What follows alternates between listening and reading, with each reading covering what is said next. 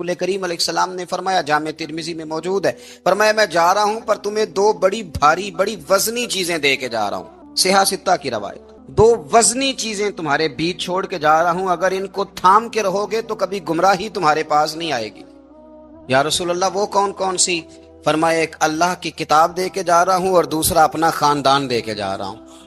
اگر اہل بیت نبوت کو تھامے رہو گے، ہمارے بزرگوں نے لکھا ہے کہ یہ جو حضور نے کتاب اللہ اور پھر اپنی اہل بیت کا تذکرہ فرمایا تو اس کا مطلب یہ ہے کہ تھیوری دیکھنی ہوئی تو قرآن دیکھنا، اور پریکٹیکل دیکھنا ہوا تو علی اور فاطمہ کو دیکھنا، حسن اور حسین کو دیکھنا، ان کو دیکھنا۔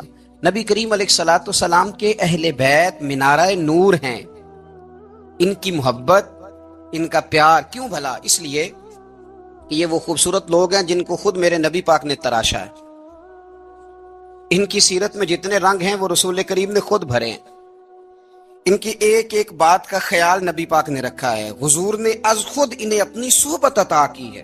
زیادہ دور نہیں تھا سیدہ فاطمہ کا گھر، مسجد نبوی کے ساتھ تھا۔ اللہ کے رسول دن میں 2 دفعہ جایا کرتے تھے، پھر بھی کبھی کبھی فرماتے فاطمہ میرا دل کرتا ہے آج میں رات تیرے گھر میں قیام کروں، تو سیدہ فاطمہ الزہرا فرماتی ہیں کہ آمنہ کے لال اس طرح بھی میرے گھر میں قیام کرتے تھے کہ حضور چارپائی پہ لیٹتے تھے تو ایک کندھے پہ امام حسن کا سر ہوتا تھا اور دوسرے پہ امام حسین کا سر اقدس ہوتا تھا، اور فرماتی ہیں رات کو کبھی حسنین کریمین دودھ مانگتے تو میں اٹھتی دودھ دینے کے لیے، تو حضور فرماتے لیٹ جاؤ آج میرے ساتھ سوئے ہیں تو دودھ بھی میں ہی پلاؤں گا، تو محبوب اٹھتے ان کے لیے دودھ لاتے برتن سے نکال کے۔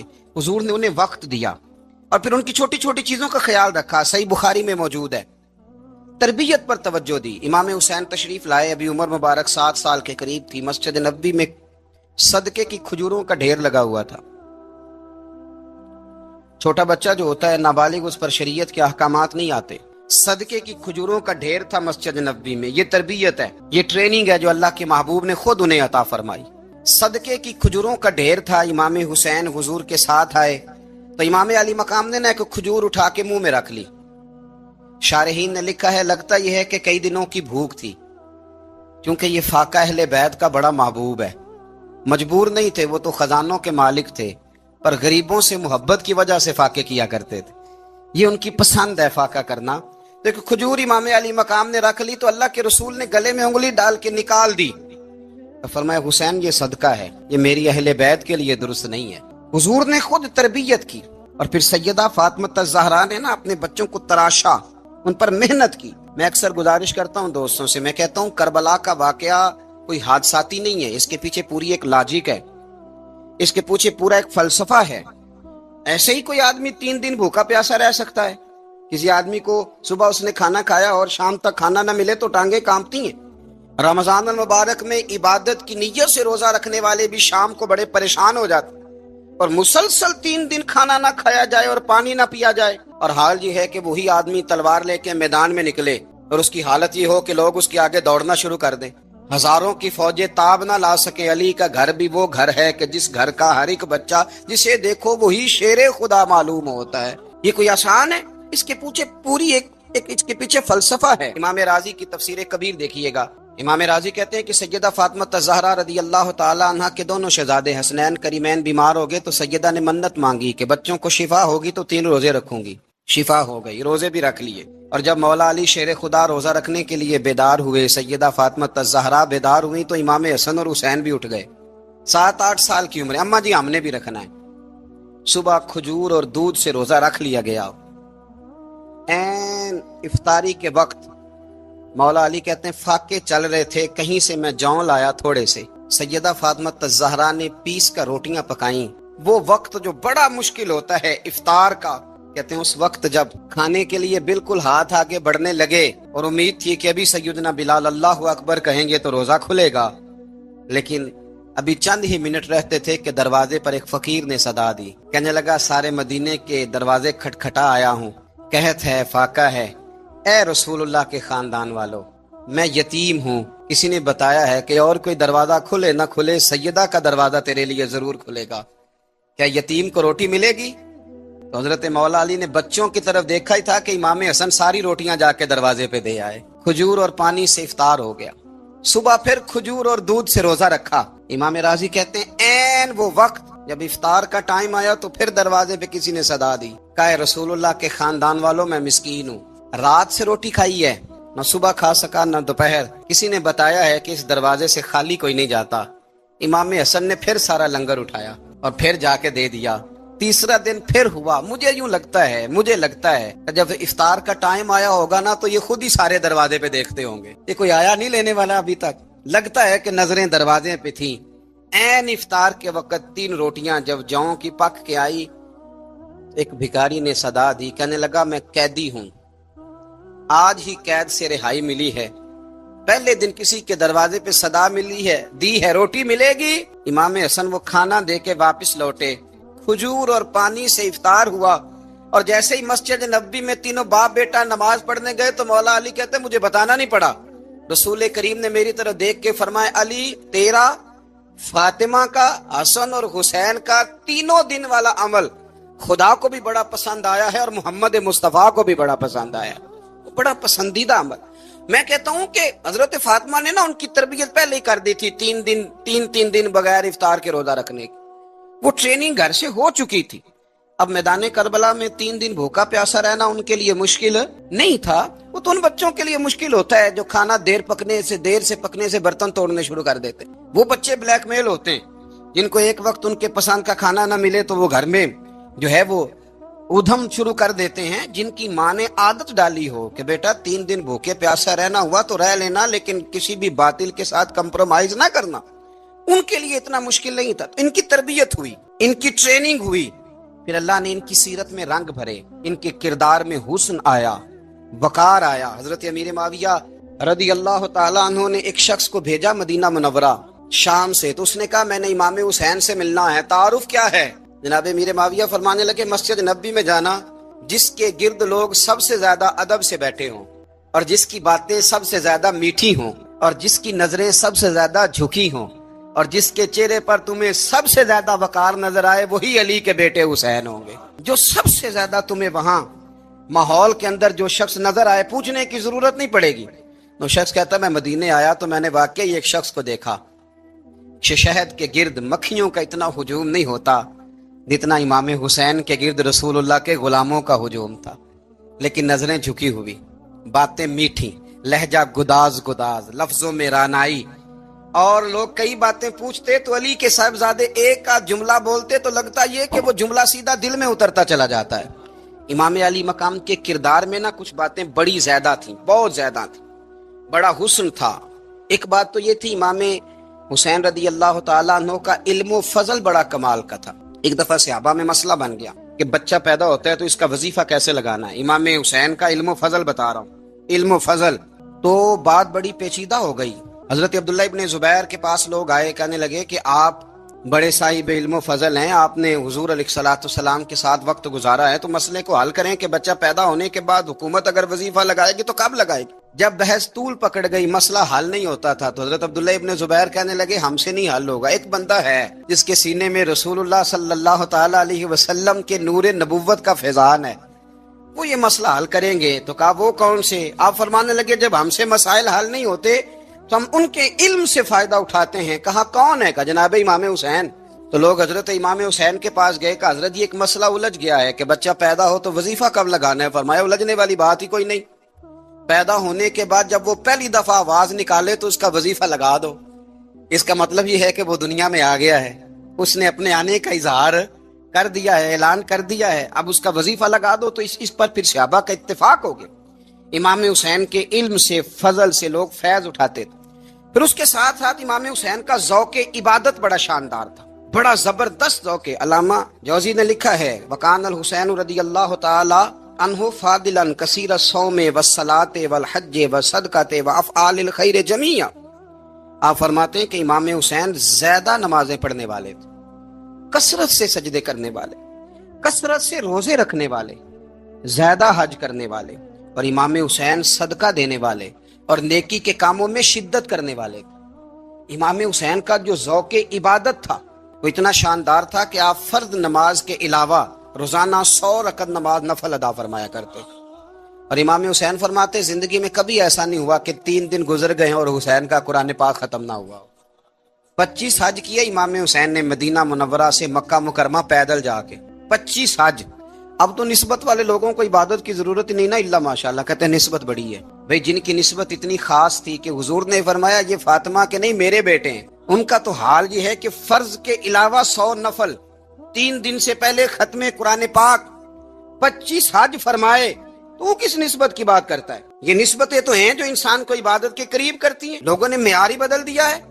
حضرت سیدنا امام حسین کی شہادت کے بعد حضرت عبداللہ ابن زبیر رضی اللہ تعالیٰ عنہ نے قاتلان حسین سے خطاب کیا اور فرمانے لگے اللہ کی قسم تم نے اس شخص کو شہید کیا ہے جو راتوں کو لمبے لمبے قیام کرتا تھا، اور تم نے اس شخص کو شہید کیا ہے جس سے میں دن میں جب بھی ملتا تھا تو وہ روزے سے ہوتا تھا، تم نے اس شخص کو شہید کیا جو قائم اللیل تھا، صائم الدہر تھا، اس شخص کو تم نے شہید کیا۔ آپ کو پتہ ہے کہ میدان کربلا میں جب 9 محرم کو ابن سعد نے امام حسین سے کہا کہ جنگ کرو، اگر یزید کی بیعت نہیں کرنی تو امام حسین نے فرمایا 1 رات کی مہلت دے دو، 1 رات کی مہلت دے دو۔ حضرت امام زین العابدین کہتے ہیں میں نے اپنے والد گرامی سے عرض کی کہ ابا جی آپ جہاد سے دور جانے والے تو ہیں نہیں، آپ تو جہاد سے پیار کرنے والے ہیں، اور یہ بھی پتہ ہے مجھے کہ یہ جنگ اب ہو کے رہے گی، تو 1 رات کی مہلت دینے کا معنی کیا ہے؟ بھئی کل بھی لڑنا ہے اور رات بھی لڑنا ہے، تو ابا جی 1 رات کی مہلت۔ تو سیدنا امام حسین رضی اللہ تعالیٰ عنہ فرمانے لگے بیٹا رات کی مہلت اس لیے لی ہے کہ میں آج رات کھل کے اپنے رب کی عبادت کر لوں، میں استغفار کر لوں، میں لمبے سجدے کروں۔ اور کہا زین العابدین تو جانتا ہے نا کہ مجھے نماز سے، تلاوت سے، دعا سے اور استغفار سے بڑا پیار ہے، نماز سے مجھے پیار ہے، دعا سے مجھے پیار ہے، استغفار سے مجھے پیار ہے۔ فرمایا بیٹا میں نے اس لیے نہیں کہ میں چاہتا ہوں 1 رات اور دنیا میں رہوں۔ تو امام زین العابدین فرماتے ہیں امام علی مقام نے سجدے پہلے بھی بڑے کیے، پر 9-10 کی درمیانی رات جو ان کے سجدے تھے وہ میں نے کبھی نہیں دیکھے۔ فرماتے ہیں تیمم کے ساتھ وہ رات کی جو عبادتوں کا رنگ تھا وہ میں نے کبھی نہیں دیکھا۔ امام علی مقام کا عبادت کا ذوق تھا، شوق تھا، لذت تھی۔ آپ یقین کریں ایسے ایسے عجیب بہانے ہم لوگوں کہتے ہیں میرا نماز میں دل نہیں لگتا، تو میں کہتا ہوں تیرا گپ شپ میں کس طرح لگتا ہے، تیرا موبائل پہ کیسے لگتا ہے بھائی؟ یہ تو بھائی ذوق کی بات ہے۔ امام حسین کہتے ہیں مجھے قرآن پاک سے پیار ہے، مجھے تلاوت سے پیار ہے، مجھے دعا سے پیار ہے، مجھے استغفار سے پیار۔ بھائی جس کو جس چیز سے پیار ہوگا دل لگ جائے گا، ہم نے کبھی پیار کیا ہی نہیں اس سے، جن چیزوں سے پیار ہے وہاں دل لگ جاتا ہے، یہ ایک بہانہ ہے، ورنہ کثرت سے عبادت کرنا، ذوق پیدا کرنا، یہ تو اہل اللہ کا طریقہ ہے۔ والذین یبیتون لربہم سجدا وقیاما، رب کے بندوں کی علامت یہ ہے کہ وہ راتیں سجدے اور قیام میں گزار دیتے ہیں۔ تو امام حسین کی سیرت کا کمال ہے کہ ذوق عبادت رکھتے تھے۔ دوسری بات جو امام علی مقام کی سیرت میں بڑی شاندار ہے وہ یہ ہے کہ سخی بڑے تھے۔ ایک قول سنانا ہے آپ کو امام حسین کا، اور خواہش میری یہ ہے کہ میرے حاضرین اور ناظرین اس قول کو رٹا لگا کے یاد کریں، اس قول کو انشاءاللہ۔ یہ قول جو امام حسین کا ہے نا جی، یہ جس دن مجھے ملا تھا نا تو میں نے بھی رٹا لگا کے یاد کیا تھا، اور میرے پاس جتنی ڈائریاں ہیں شاید میں نے سب میں لکھا ہے۔ امام علی مقام رضی اللہ تعالیٰ عنہ فرماتے تھے اللہ کی رضا کے لیے کسی شخص کی ایک حاجت پوری کر دینا 1 مہینہ مسجد میں اعتکاف کرنے سے زیادہ درجہ رکھتا ہے۔ ایک بندے کی ایک حاجت پوری کر دینا 1 مہینہ پورا مسجد میں اعتکاف کرنے سے زیادہ درجہ رکھتا ہے۔ خدا کے بندے تو ہیں ہزاروں اور بنوں میں پھرتے ہیں مارے مارے، میں اس کا بندہ بنوں گا جس کو خدا کے بندوں سے پیار ہوگا۔ کسی بندے کی ایک حاجت پوری کرنا 1 مہینہ اعتکاف میں بیٹھنے سے زیادہ افضل ہے۔ اسی لیے تو میرے حبیب کریم علیہ السلام نے فرمایا تو رب کے بندوں کی حاجتیں پوری کرنے میں لگ جا، رب تیری حاجتیں پوری فرما دے گا۔ امام علی مقام فرماتے تھے ایک حاجت کسی کی پوری کرو۔ حضرت جناب سیدہ زینب بنت ابی رافع کہتی ہیں کہ سیدہ فاطمہ الزہرا نا ایک دن اپنے دونوں شہزادوں کو لے کے، جب حضور کی طبیعت مبارک بظاہر علیل تھی جس میں حضور کا وصال ہوا، دونوں شہزادے لے کے سیدہ فاطمہ نبی کریم کی بارگاہ میں گئیں، کہنے لگے یا رسول اللہ میرے بچوں کو کچھ دیجئے سیدہ پاک۔ تو حضور اٹھ کے بیٹھ گئے، اس کندھے سے امام حسن کو لگایا اور اس سے امام حسین کو لگایا اور فرمایا فاطمہ یہ جو میرا حسن ہے نا اس کو میں اپنی ہیبت اور سرداری دیتا ہوں، اور فرمایا یہ جو میرا حسین ہے نا حسین کو میں اپنی جرت اور سخاوت دیتا ہوں، میرا حسین جرت مند ہوگا اور سخی ہوگا۔ داتا گانج بخش علی حجویری، امام الاولیاء، سید الاصفیاء، داتا صاحب کشف المعجوب میں فرماتے ہیں ایک دن نا امام حسین کے پاس ایک شخص آیا بڑی دور سے کچھ مانگنے، کہا حضور کچھ دیجئے۔ وہ شخص کہتا ہے کہ میرا ظرف یہ تھا کہ 4-5 دینار ملیں گے. تو امام حسین فرمانے لگے تھوڑی دیر بیٹھ جا، رزق آ رہا ہے. تو امام حسین کو حکومت وقت کی طرف سے 5 تھیلیاں ملی، جس میں ایک تھیلی میں 500 اشرفیاں تھی. 5 تھیلیاں آئیں، لیکن اس کو آنے میں ذرا دیر ہو گئی. وہ 5 تھیلیاں جب آئی تو امام حسین اس کی طرف 5 تھیلیاں بڑھا کے ذرا دیکھنا میری طرف غور سے، 5 تھیلیاں بڑھا کے تو فرمانے لگے میاں جتنا تجھے انتظار کرایا اتنی ہم تیری حاجت پوری نہیں کر سکے. تو یہ نہ محسوس کرنا کہ حسین کے دروازے پہ بیٹھا بھی رہا ہوں تو ملا کیا ہے.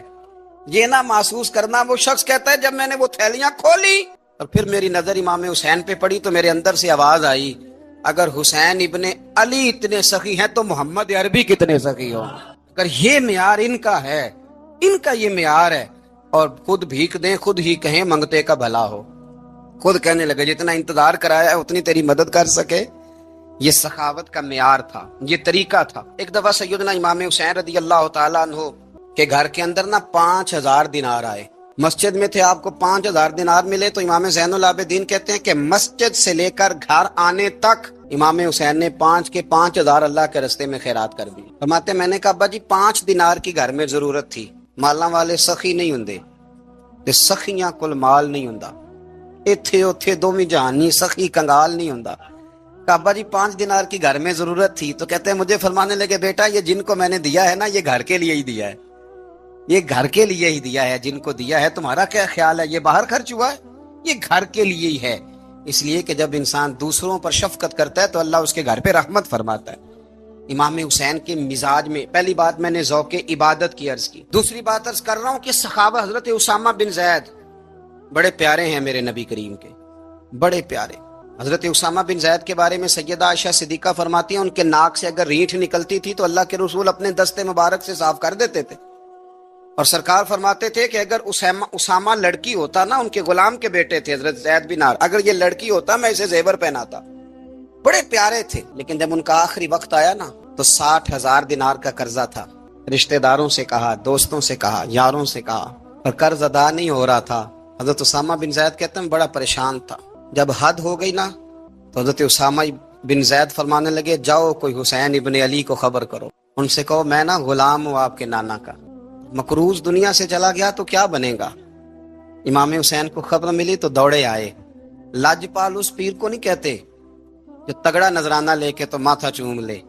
لاجپال تو اس کو کہتے ہیں کہ جب ضرورت پڑے تو وہ سر پہ موجود ہو. حضرت سیدنا امام حسین تشریف لائے تو جناب اسامہ بن زید رو پڑے. کہنے لگے حضور میں نے غلامی کی ہے آپ کے نانا کی، اور اس غلامی پہ ناز ہے. اب 60,000 دینار کا قرضہ لے کے دنیا سے جاؤں گا تو میری قبر پہ بوجھ رہے گا. امام حسین خادم کو بھی کہہ سکتے تھے جاؤ گھر پیسے پڑے ہیں لے آؤ.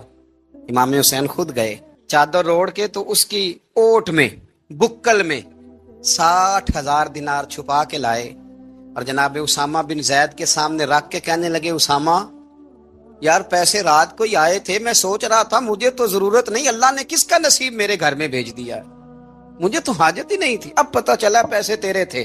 اللہ نے حسین کی ڈیوٹی لگائی ہے کہ جا کے دے آ. حضرت اسامہ بن زید رو پڑے، فرمانے لگے اللہ آپ کو بہترین صلہ عطا فرمائے. یہ معیار تھا. اور پھر تیسری بات یہ کہ دل کے بڑے صاف تھے. دل بدستاور کے حج اکبر است، از ہزاراں کعبہ یک دل بہتر است. شیخ سعدی کہتے ہیں کہ درویش کہتے ہیں کہ کسی کا دل رکھ لینا دل راضی کر دینا کعبے کا 1000 بار حج کرنے سے بہتر ہے. دل بدستاور کے حج اکبر است، کسی کا دل راضی کرنا حج اکبر ہے. امام بڑا ہی پیار کرتے. گھوڑے پہ جا رہے تھے، کچھ فقیر غریب لوگ بیٹھ کے روٹی کھا رہے تھے. کہاں رہے تھے؟ سڑک کے کنارے. تو امام زین العابدین فرماتے ہیں کہ جب امام حسین گزرے تو انہوں نے آواز دی حضور دل کرتا ہے ہمارے ساتھ بیٹھ کے روٹی کھائیں. کائنات کے مالک و مختار کے نواسے اور دنیا کے سب سے بڑے شہزادے گھوڑے سے اترے اور غریبوں کے ساتھ سڑک پہ بیٹھ گئے، روٹی کھانے لگے اور دیر تک کھاتے رہے. اور جب فارغ ہو گئے تو فرمانے لگے کھانے کی ضرورت بھی نہیں تھی، حاجت بھی نہیں تھی، پر تم نے آواز دی تو دل رکھنے کو بیٹھ گیا تھا، اگر اجازت دے تو چلا جاؤں. یہ مزاج تھا، یہ طبیعت تھی. آپ کے ایک بھائی ہیں چھوٹے، حضرت محمد بن حنفیہ نام ہے، حضرت مولا علی شیر خدا رضی اللہ تعالیٰ عنہ کی دوسری بیوی سے. ایک دن حضرت امام حسین ان کے گھر میں بیٹھے تھے تو کسی بات میں نا اختلاف رائے ہو گیا، تو امام علی مقام ناراض ہو گئے، فرمایا آج کے بعد تیرے گھر نہیں آؤں گا، رومال اٹھایا چلے گئے۔ لوگوں نے حضرت محمد بن حنفیہ رضی اللہ تعالیٰ عنہ سے کہا حسین تو ناراض ہو گئے، کبھی نہیں آئیں گے۔ آپ فرمانے لگے بھائی تمہارا ہے کہ میرا؟ جی بھائی تو آپ کے ہیں۔ فرمایا اگر کہو تو چند منٹوں میں حسین واپس آئے؟ جناب ناراضگی ہو گئی ہے۔ فرمایا ناراضگی ہوئی ہے پر میں اس کے دل کی نرمی کو تو جانتا ہوں، اس کے مزاج کے اندر جو محبت ہے اس سے تو ابھی آئے۔ کہ جناب وہ کیسے؟ فرمانے لگے دیکھنا ذرا۔ تو امام حسین نے خط لکھا، حضرت محمد بن حنفیہ نے رکا لکھا، کہنے لگے حسین میرے باپ کا نام بھی علی ہے اور آپ کے باپ کا نام بھی علی ہے، پر ایک فضیلت ایسی ہے جس میں میں آپ کا مقابلہ نہیں کر سکتا، وہ یہ ہے کہ آپ سیدہ فاطمہ الزہرا کے لال ہیں، اب محمد مصطفیٰ علیہ السلام کے نواسے ہیں۔ کہنے لگے بھائی جان آپ نے نانا جان کی وہ حدیث تو سنی ہوگی کہ دو لوگ ناراض ہو جائیں تو جو صلح پہلے کرے جنت میں پہلے جائے گا۔ فرمانے لگے دل میرا کر رہا تھا کہ پہلے صلح کر لوں، لیکن پھر بڑے بھائی کو پشت کروں گا جنت میں جاتے ہوئے، یہ بھی تو بے ادبی ہے نا۔ اب خط میں نے لکھ دیا ہے، آپ کا جو ارادہ ہو۔ امام حسین نے خط پڑھا تو آنکھوں میں آنسو آ گئے، پھر سے رومال اٹھایا۔ بچے پوچھنے لگے کہاں جا رہے ہیں؟ کہا بھائی کے گھر جا رہا ہوں۔ کہا آپ تو ناراض تھے؟ فرمایا تھا ناراض پر ہے تو میرا بھائی نا، ہو گئی بات ختم۔ بڑی دل میں نرمی، طبیعت میں سوز، لہجے میں گداز، لیکن اس کے ساتھ ساتھ امام حسین رضی اللہ تعالیٰ عنہ کا جذبہ جہاد، امام حسین کی استقامت۔ آج لوگ ادھر ہوتے ہیں جس طرف ہوا کا رخ ہوتا ہے، آج لوگوں کی سوچوں کا زاویہ یہ ہے کہ جدھر رش زیادہ ہوگا ہم بھی ادھر جائیں گے۔ ہم یہ نہیں دیکھتے حق کس طرف ہے، ہم یہ دیکھتے ہیں رش کس طرف ہے۔ امام حسین رضی اللہ تعالیٰ عنہ نے رش نہیں دیکھا، حق دیکھا۔ امام حسین رضی اللہ تعالیٰ عنہ استقامت کے وہ پہاڑ ہیں، معمولی آدمی نہیں تھے۔ فرزق شاعر کہتا ہے کہ میں نے امام حسین سے کہا تھا، میں نے کہا لوگوں کی تلواریں یزید کے ساتھ ہیں پر دل آپ کے ساتھ ہے، دل آپ کے ساتھ ہیں۔ امام حسین رضی اللہ تعالیٰ عنہ نے زمانے کے حالات نہیں دیکھے، حق اور سچ دیکھا۔ جتنی چیزیں انسان کو کمزور کر سکتی ہیں وہ ساری امام حسین پہ طاری کی گئیں، جتنی چیزیں۔ وطن چھوڑنا کتنا کو مشکل ہوتا ہے، شالا پردیسی کوئی بھی نہ تھی وے تے ککھ جنہ تو پارے۔ حضرت سلطان باؤ فرماتے ہیں بچو پردیسی ہونا کوئی آسان ہے؟ جس آدمی کا کسی چھوٹے سے گاؤں میں بھی مکان ہو چھوڑنا پڑ جائے تو روٹا ہے، تو مجھے بتاؤ جس نے اپنا سارا بچپن مدینے میں گزارا ہو۔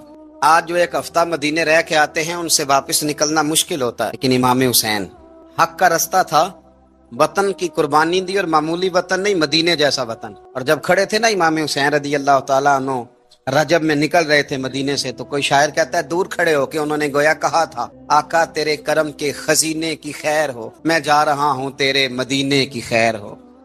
امام حسین نے وطن چھوڑا، کوئی لغزش نہیں پیروں میں، کوئی نہیں، شہزادوں والی زندگی تھی، مسجد نبوی کے امام تھے، نبی کریم علیہ السلام کے روضہ اطہر پر تشریف رکھتے تھے، زمانہ حیا کرتا تھا، شان و شوکت تھی، پر حق کے لیے چھوڑا، نکل کر خانقاہوں سے ادا کر رسم شبیری۔ اور پھر بڑا مشکل ہوتا ہے جس شخص کے ساتھ بچے اور عورتیں ہوں وہ تو یہ کہہ کے لڑائی سے جان چھڑاتا ہے کہ میرے ساتھ فیملی ہے، نہ ہوتی تو تجھے بتاتا۔ پر امام حسین کو اولاد بھی کمزور نہیں کر سکی، عورتوں کا ساتھ ہونا کمزور نہیں کر سکا۔ پھر امام علی بھوک کتنا مشکل کام ہے۔ آج لوگ کہہ نہیں دیتے کہ میں تو اس لیے گناہ کرتا ہوں کہ رشوت اس لیے لے لیتا ہوں کہ بچے چھوٹے ہیں۔ 10 دنوں کی کم و بیش سفر، 3 دنوں کی بھوک اور پیاس، پر حق کے رستے میں امام حسین کو کوئی چیز کمزور نہیں کر سکی۔ اور پھر وہ جتنی باتیں لوگ کہہ سکتے تھے وہ ساری کہیں گئیں، ساری۔ اور آ کے عرض کرنے لگا حضور یہ کوئی معمولی دشمن نہیں، یہ وہ ظالم ہیں جو لاشوں پہ بھی گھوڑے دوڑا دیتے ہیں۔ تو امام علی مقام فرمانے لگے جو شہادت کا جذبہ لے کے نکلے وہ پھر انجام نہیں دیکھا کرتا، وہ انجام، وہ جتنی چیزیں جو استقامت کے رستے میں آ سکتی ہیں وہ ساری چیزیں رستے میں آئیں، پر امام علی مقام نے کسی چیز کی پرواہ نہیں کی۔ آج کا مسئلہ یہ ہے کہ آج لوگوں میں استقامت نہیں ہے، رات کو کچھ ہوتے ہیں، سویرے کچھ ہوتے ہیں، دوپہر کو کچھ ہوتے ہیں، شام کو کچھ ہوتے ہیں۔ ہمارا کل انداز تکلم کچھ اور ہوتا ہے، صبح کچھ اور ہوتا ہے۔